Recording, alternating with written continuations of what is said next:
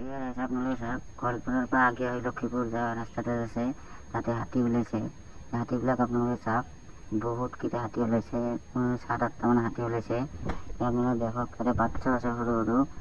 মই আপোনালোক কৈ আছোঁ কেইটা বাচ্চা আছে, কেইটা ডাঙৰ আছে। ইয়াতে আপোনাৰ 4টা বাচ্চা আছে আৰু 4টা ডাঙৰ আছে, আৰু এই জংঘলৰ মাজত আছে লাষ্টত ওলাব এইটো। 4টা ডাঙৰ, 4টা সৰু, টোটেল আপোনাৰ 8টা হাতী।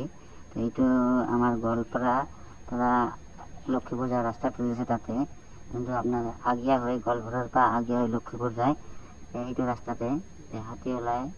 আগতো ওলায়, মানে ওলাই থাকে এইটো ৰাস্তাত মাজে মাজে, আজিও ওলাইছে। আপোনালোকে কেতিয়াবা এইটো ৰাস্তাত গ'লে ভালকৈ যাব, সাৱধানে যাব, এইটো ৰাস্তাত হাতী ওলাই থাকে মাজে মাজে।